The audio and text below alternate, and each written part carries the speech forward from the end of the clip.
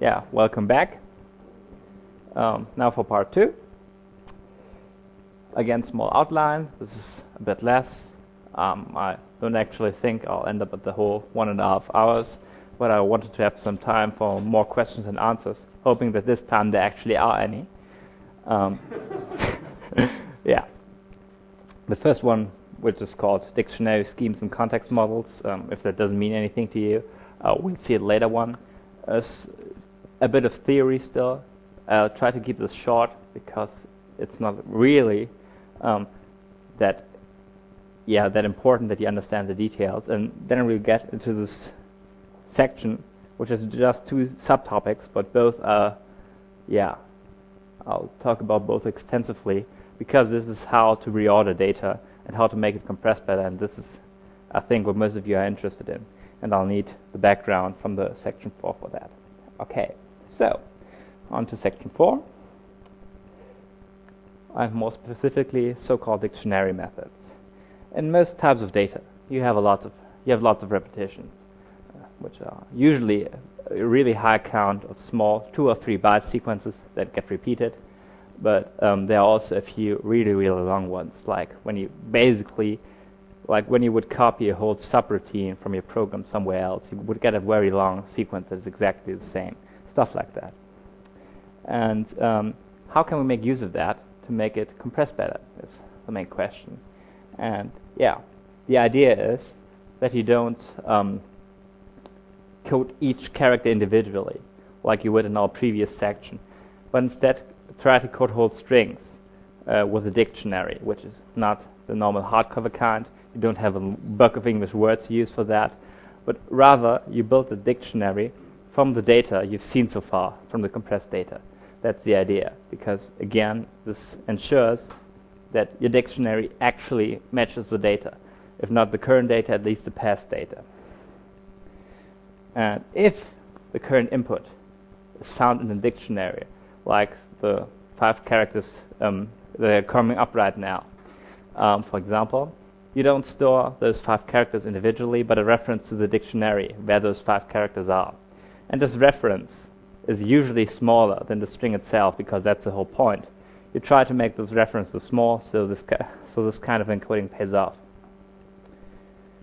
Yeah, there can be either explicit or implicit dictionaries. An explicit dictionary is an algorithm that really has a dictionary, a table of strings, and maintains this explicitly. An implicit algorithm is anything that doesn't do this and generates this from the data somehow.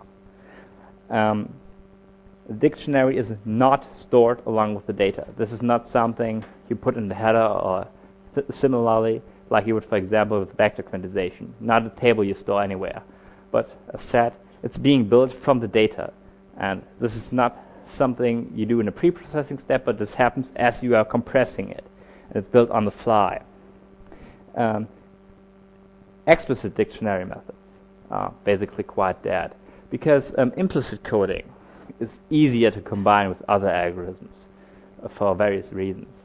And all good compression methods that you will see nowadays don't have a single algorithm they use, but try to combine different techniques, because each technique has its strengths and weaknesses, and when you combine several of them, you are usually able to get a good mix that allows you to get really, really good compression for a wide range of data types. But for completeness on explicit dictionary methods, for example, LZW, Implicit, is an explicit dictionary scheme, which is used in, for example, Unix compress tool, which no one uses anymore, the CompuServe GIF file format, and the modem V34 protocol, and so on. This used to be patented, which was a lot of trouble in the last few years with, for example, GIF files you had on web pages. The patent is now expired, but this patent basically nailed shut the coffin of explicit dictionary schemes, because they didn't have the pack rate you would get with other techniques, and now with the patent trouble, no one used them anymore, so they're basically, not popular anymore. So, implicit dictionary methods. The most popular, most well-known of that is the so-called LZ77 scheme, variants of it, which is done by Adrian Lempel and Jakob Ziff in 1977.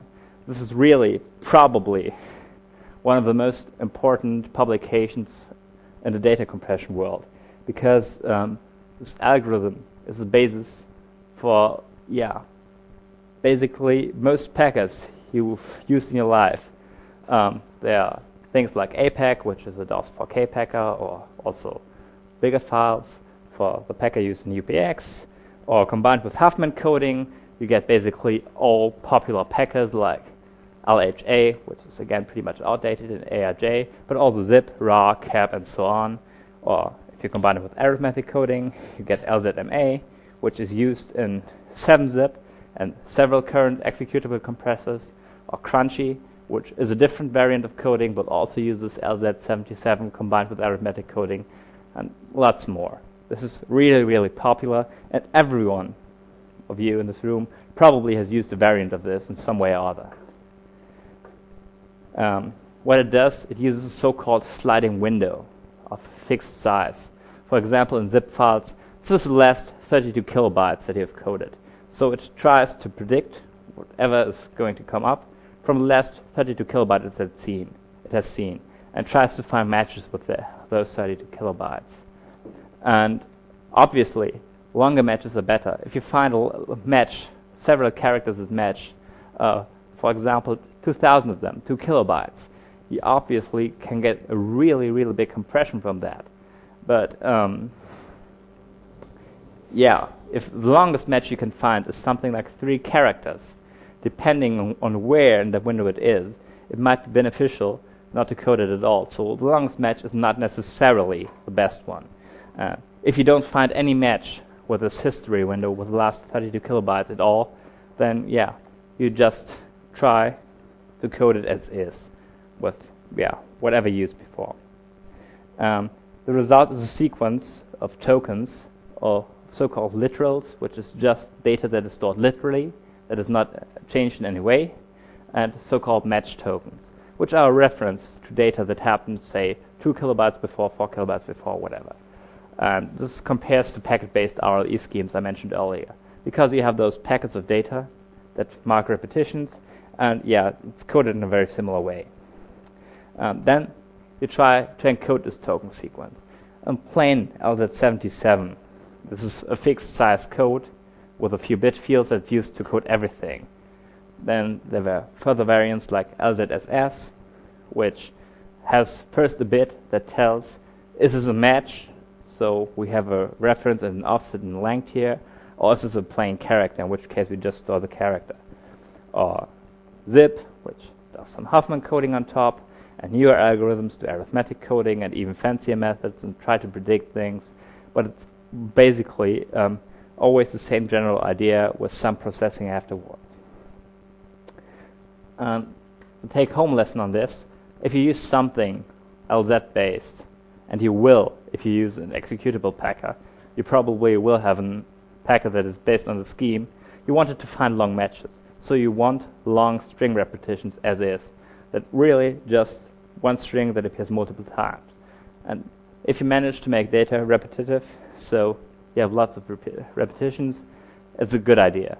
And that's one of the reasons this kind of reordering is useful. Because if you have data that would match, say, every second character, you don't get any string matches at all. Because, it's just every second character, nothing continuous. So if you manage to make it be every character that matches in one part of the data and no matches at all in the second part, then you have a compression gain. And this is the main reason why you would do reordering on data. And the other part of this section is so-called context modeling techniques, which is a class of modeling techniques for arithmetic coding. As I told you at the end of part 1, in arithmetic coding, you don't need actual value counts. You just need probabilities. How likely is the next character going to be an A and B, whatever. And what you do is you predict the next symbol based on context. When context in this case means the last few characters you've read and the last few characters you have encoded, like last 2 or last 3. And then you collect statistics. how likely each character is going to happen in that context, and then build an overall prediction from that somehow. You usually have several contexts of several lengths and so on for a single character, and you have to mix that to get a good estimate of what character is likely to appear next. This somehow, how this is mixed and how this is calculated, is the main difference between algorithms, plus the details of how statistics are collected, because everyone has different data structures for that and so on. Some are more efficient, and some give better results than others, but yeah, it's really just a variation on the same theme. This type of coding has produced some of the best compressors you will see in the real world. I think by now the best general purpose data compression algorithm is PAC 7 or PAC 8, which is an algorithm that is based on this idea. But the drawback is you do a lot of work to predict individual characters. You have to look at different contexts, you have to calculate how probable each character is, you have to do arithmetic coding, so this is really, really slow. For example, a PAC, like I just mentioned, is very good compression-wise, but it also compresses like about 9 kilobytes per second on a state-of-the-art machine, and it uses a few hundred megabytes of memory for that. So that's obviously a high price you have to pay there. So you can get very fancy with that, but it's not for free. And so the modeling details of how you would do that are rather technical, and it's not really interesting in the seminar. And as a user, I would recommend you treat it just like it is LZ with arithmetic coding, because it really benefits from the same kinds of things, like characters, long matches and stuff. This gives good compression in this kind of schemes too. And I only mention this because some next generation exapackers like Crinkler or a new experimental version of Crunchy I'm working on right now are based on ideas like this. So it may become important in the next few months or years. Which brings us to section 5, which is, basically most hands-on of all of those sections. And the first, it's about how to reorder data so you get good compression. The first one is about operator systems, so like our Farbrausch tools, where you have stacked operators. And the second one is about how I record a code to make it pack better, which is probably not of much interest to you as it is, but it shows some of the nicer things you can do in this reordering context. Okay, so on the operator graph tool, you've probably seen this kind of data structure, this kind of way of thinking, if you ever used a Farbrausch demo tool, or at least seen screenshots. And we have those blocks which are connected, in our case by stacking, or some use arrows like in Buzz. Data is moved from one point to the other and that kind of thing. And other tools that are not this explicit about the way they do it still use a similar representation of operations arranged in a tree internally, even though the user doesn't really see it. So this is probably the way most intro tools work internally. And successive operations on the data you do are stored together with the parameters. This by itself is nothing spectacular. Every application that has any kind of undo functionality has to do that too. So it can revert operation, it needs to know what exactly has been done and have a reverse step. But in our case, and that's the interesting part, the history is not a linear list of operations, but a tree. So you can make branches. You can use the same source for two different destinations. You can have links between the things. And this is really a lot more flexible. And more precisely, it's not really a tree, but a so-called DAG, a directed acyclic graph, which basically looks like a tree, but also allows you to have a limited way of relationships that are not really tree-like. So you can have pointers upwards too. This operation history of what has to be done to reproduce the intro data that the graphician did is then stored in the intro. So we're interested in how to make that pack well, because that is the main part of data we would store in any intro. And well, first, this is basically a tree, or looks like a tree at least. So you can do standard techniques you would do in trees. When you have a tree, you can do something called post-order traversal, which basically means you just recurse down into the tree, and by the point you're out of recursion and you're returning back, you write which node you're currently on. For example, this is a color correction operation. And when you know how many inputs each operation gets, that's all you need to know. You just need this operation, and by the way things are stored, you automatically generate everything in the right direction. So you do this post-order traversal and write out operator type IDs that just tell you what kind of operation is happening now, color correction or generate a cube, that kind of thing. And you write it out as you go, and that, together with the parameters for the operation, is all the representation you need. It's said it's not technically a tree, but a DAG, so you can have this kind of back pointer stuff, and children that have several parents, so to say. So you have things that couldn't happen in a real tree, and you have to use some escape codes for the exceptions, for stuff that couldn't happen in a tree. You need a special symbol for that. You basically just pretend it's a tree and code exceptions when it's not. That's the most efficient way to store the structure of this operator graph, of the data flow in the intro. But it's not the most efficient way to store the parameters to these operations. Because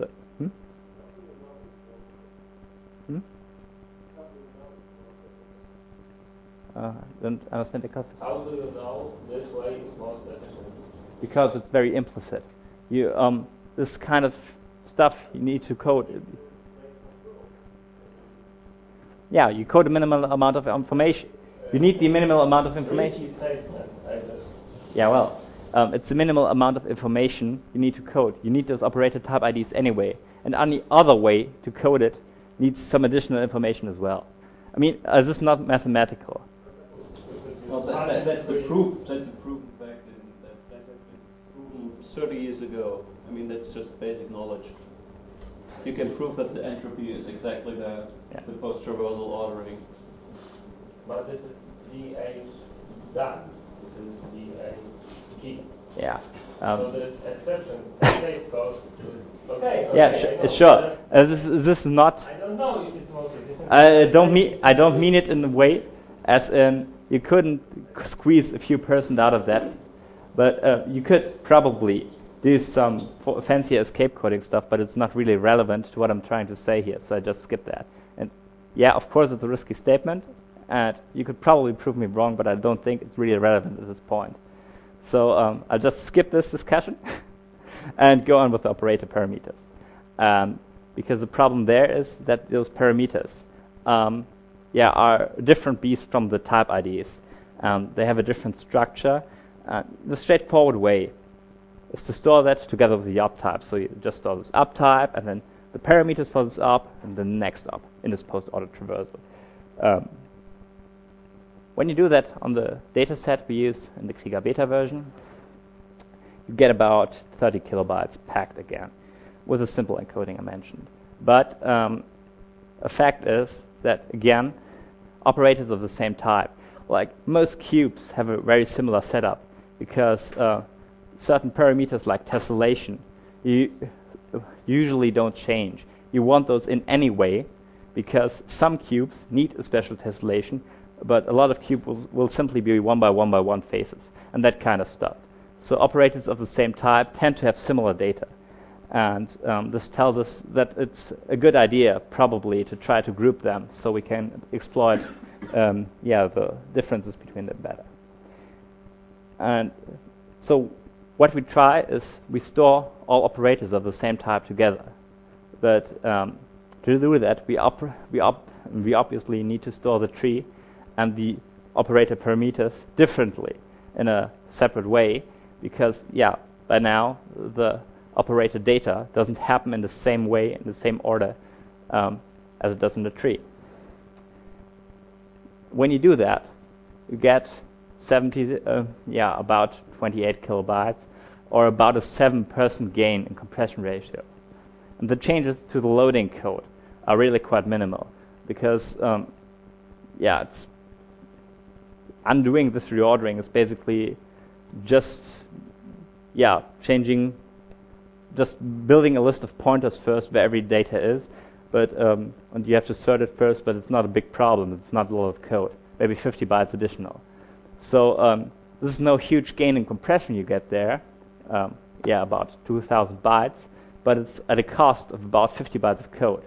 So it's an easy saving. It's really a no-brainer to implement, and this kind of stuff, if you do several things like this, it can give you a nice gain in compression without having to do a lot of work.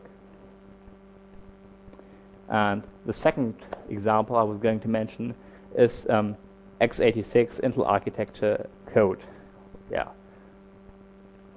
Basically your intro is probably at least half of it is code. The source code is usually in a highly structured form. You use structured programming languages which have for loops and while loops and the like. So you try to make it's a relatively high level representation with a lot of explicit information. And if you look at the compiled code, it looks quite unstructured. It's basically a sequence of just straight line code with some if and go to instructions. That's what it maps to on an assembly level. And when you view it in a hex editor, you get a sequence of very random looking bytes. So there are two possible explanations for this. The first one is that this process of compiling source code into executable code completely destroys the structure that was inherent in the source code, be it relatively low-level stuff like the basic program flow, or relatively high-level stuff like control structures.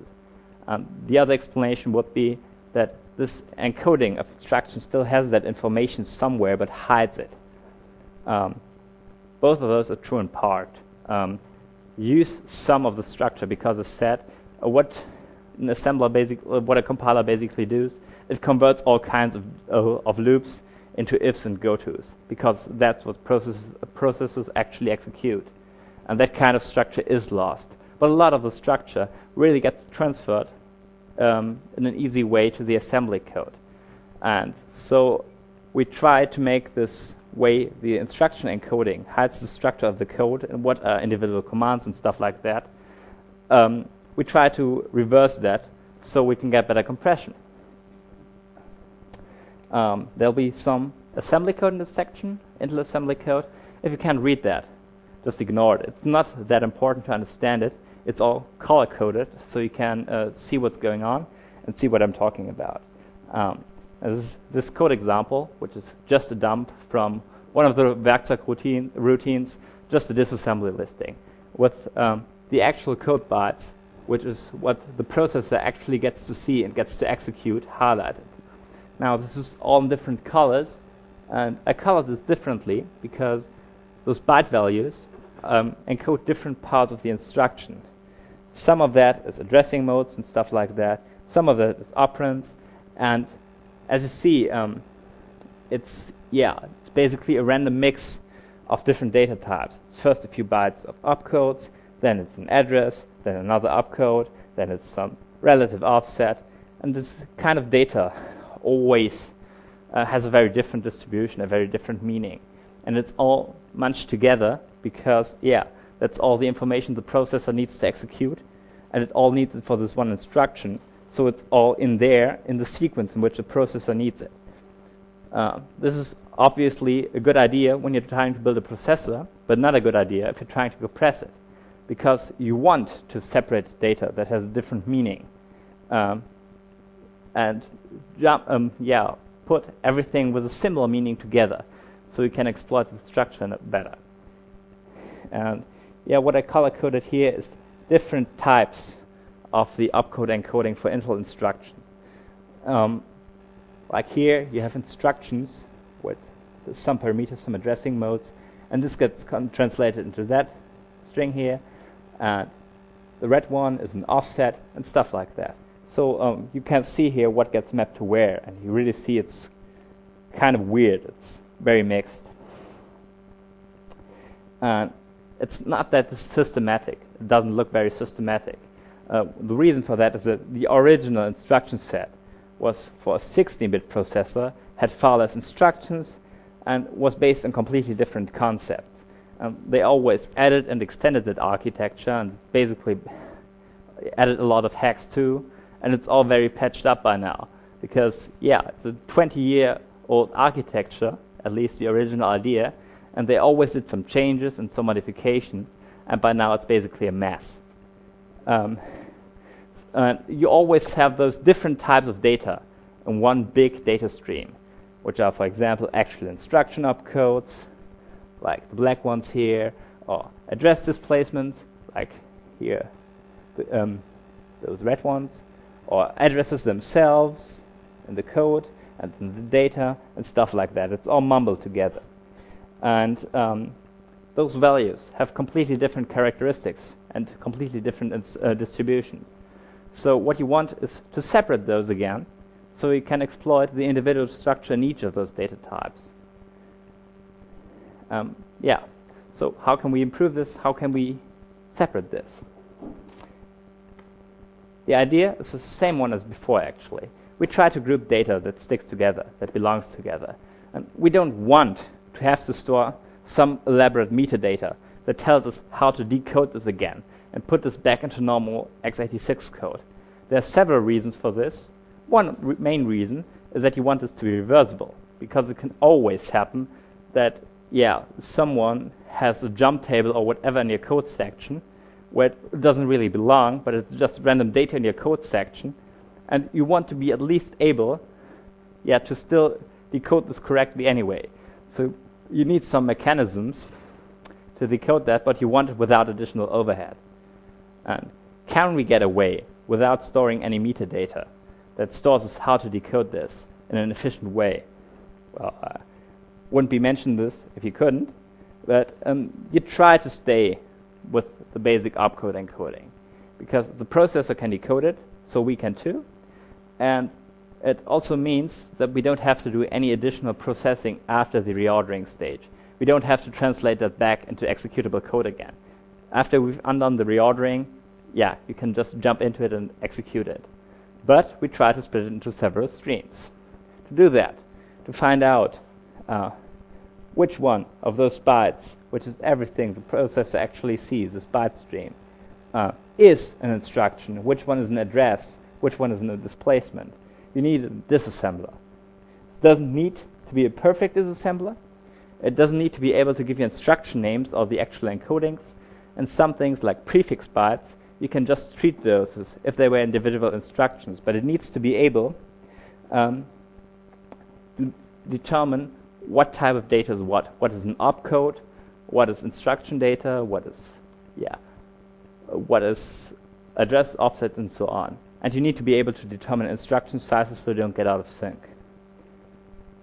This sounds like a total overkill, because writing a disassembler just to be able to pack some code, this really sounds like overkill.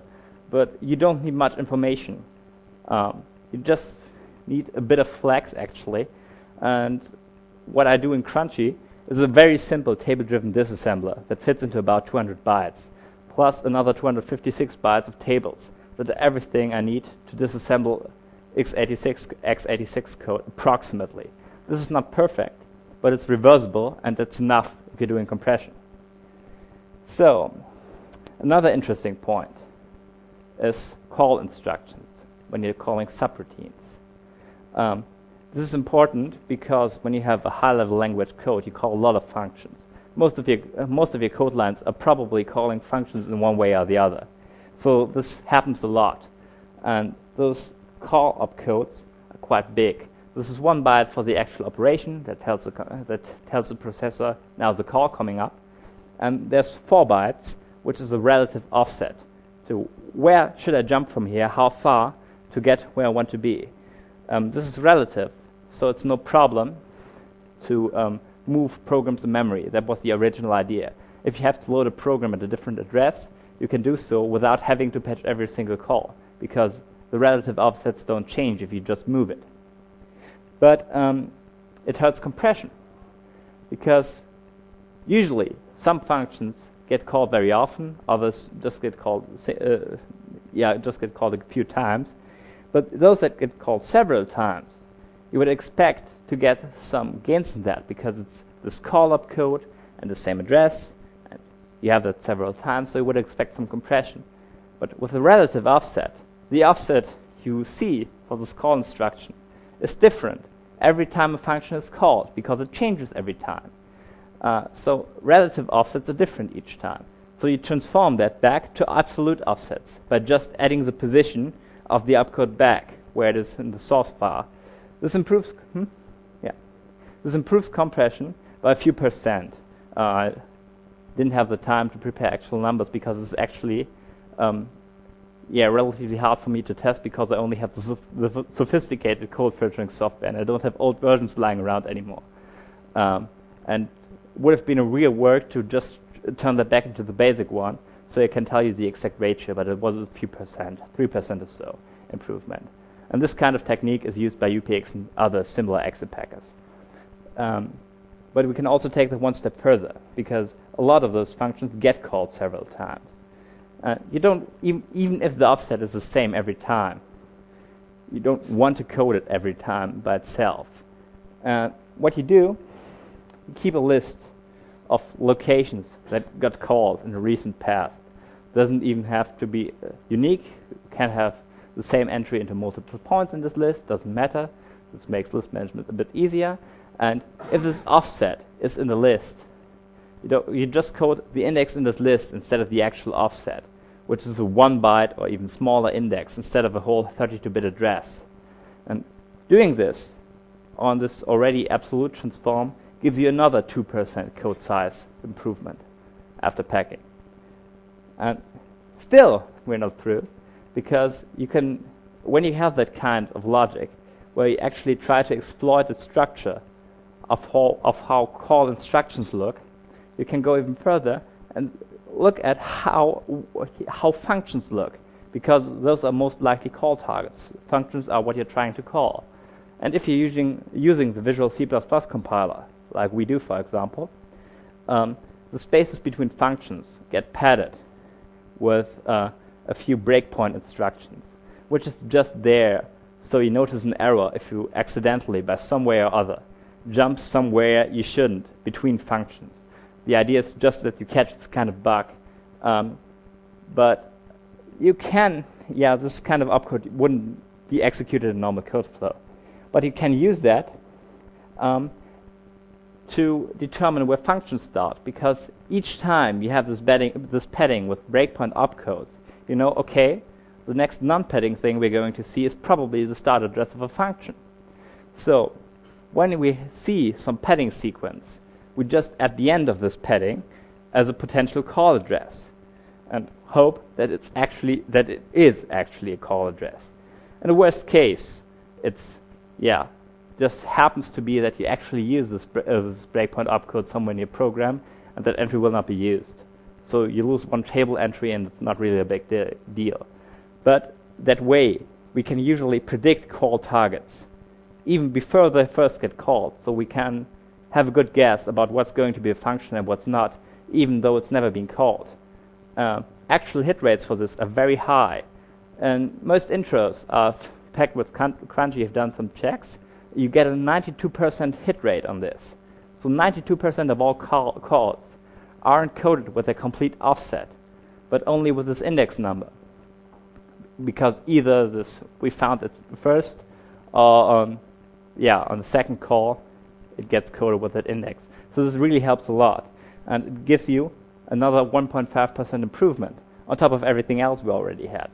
By this point, we've saved, for example, on Candytron, by this point you've saved about 3.5 kilobytes just by reordering call addresses and storing them in a different way, which is not that much code to undo. This is just a small table and some assembly code to undo it. So it's very simple, and it gives you a great gain. Okay, so that's the end of that example, and we're close to the end of the talk. I'm just going to sum up things for the end. And I gave you lots of rough introductions as to how different compression algorithms work, what they are trying to do, and it's not that important that you understand all the details. If you look at most compression papers, they are terribly hung up in the details, but they don't actually tell you what it is trying to do. For example, this code reordering thing, that was not my idea. I got that from a paper that tried to do this in a context modeling framework. And all it's doing to do, really, is trying to split those instruction streams. But the way they described it was a lot of stochastic models and very complicated terminology, so it's hard to read, but the idea is really quite simple. It's the same all over the literature, so you have to be careful when reading that kind of stuff. It's usually fancier than it has to be. And yeah, just don't get too much into this when you just want to improve your compression. The details are not that important, actually. It's important what kind of data your algorithm can pack and what kind of structure you can exploit and what works well and what doesn't. And transforms are the key to that. This is what makes a huge difference. This is what makes the difference between an intro that is 64 kilobytes and an intro that is 80 kilobytes. You don't have to overdo it. Simple transforms are usually best. And it's very easy to do usually. Reordering in this LZ and context-based schemes is very powerful and again usually simple to do. And the key to that is grouping data by structure and optionally doing some very simple scheme like delta coding afterwards. And for all you do, you really have to measure if it gives you a gain or if it's just a waste of code size. You want to be sure that everything you do is actually worth it. And finally, these examples of some of the things I did. I didn't want to overload this talk with too much information. I hope that the ideas came through and the general design strategy, the kind of stuff that you have to try to understand the type of data you're doing and try to make the packer understand the type of data you're trying to compress, because that's what actually gives you compression gains. Still, it's heavily dependent on the type of data, how much you can gain. Your mileage may vary on that. Okay, so final questions and answer section. Any questions? Come on. I don't believe you.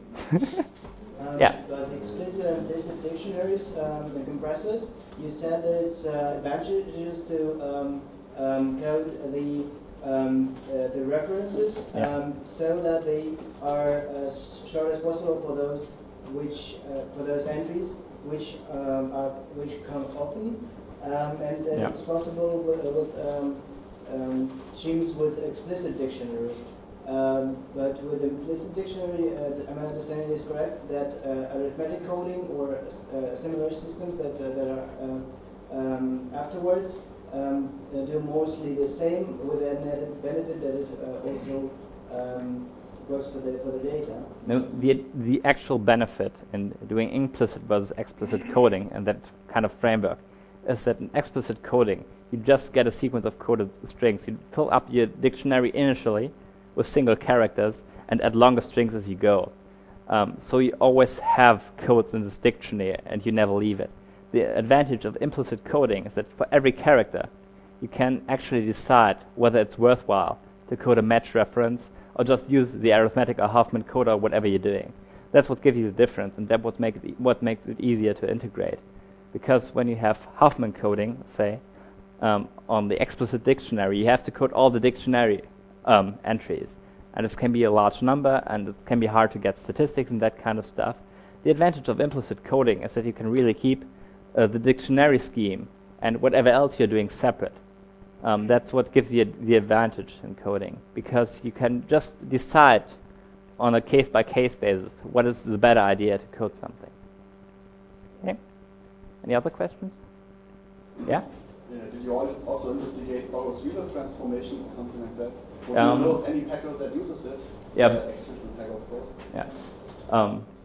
BZIP uses it, and the problem is, in an intro context, it's not really useful. A Borrows-Wheeler transform is a very interesting algorithm, a very interesting transform algorithm, actually, another actual coding algorithm.